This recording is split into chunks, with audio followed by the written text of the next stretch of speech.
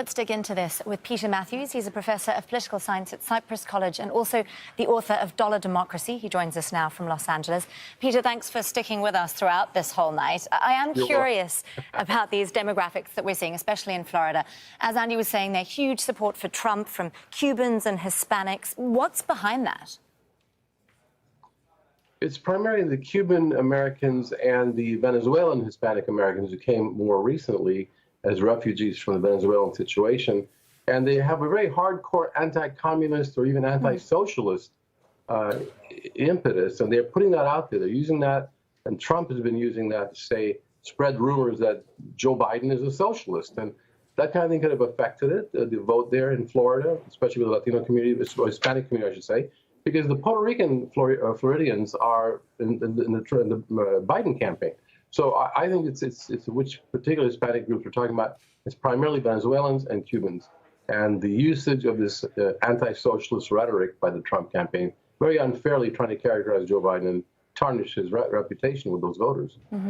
Well, looking at a little bit further across the country, the election map in Arizona, which flipped, it is now not looking terribly bad for the Democrats. What drove that flip in Arizona?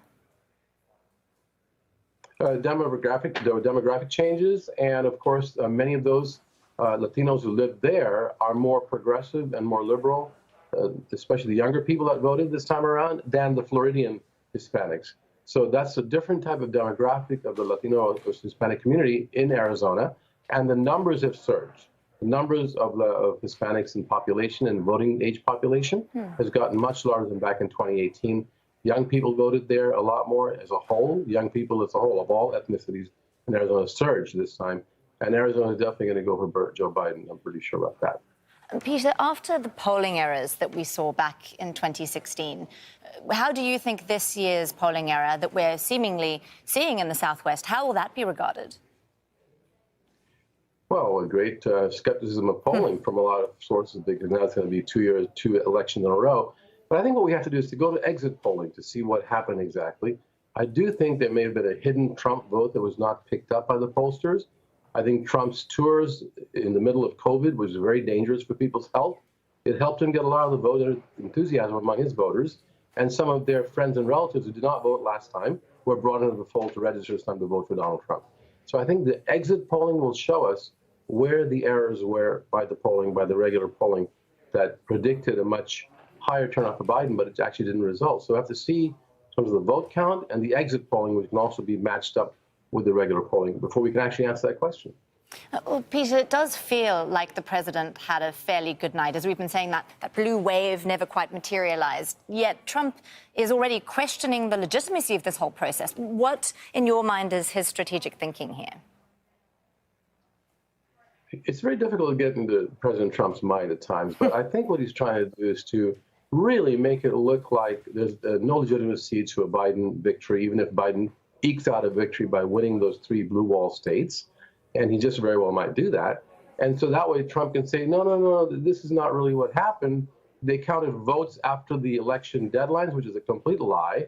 The votes that are being counted now in those states like Pennsylvania and even Wisconsin are legitimate votes that were cast on election day before the deadline was up.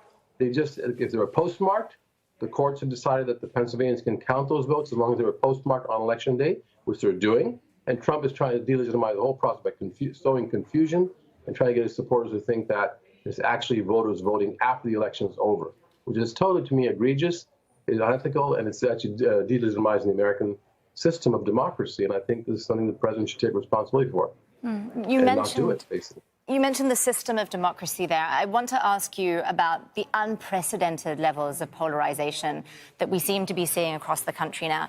You mentioned exit polls earlier as well.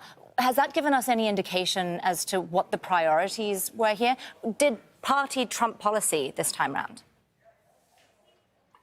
I think it was a combination, actually, because there were some very clear differences in policy.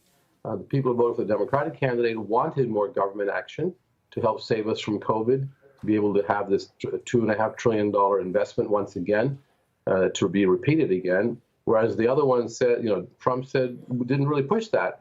And we need to have more investment in the economy, which I think Joe Biden was pushing. And so those voters supported that in creating more jobs with new technologies, clean energy, et cetera. Trump says he could create more jobs by just cutting taxes and deregulating the economy.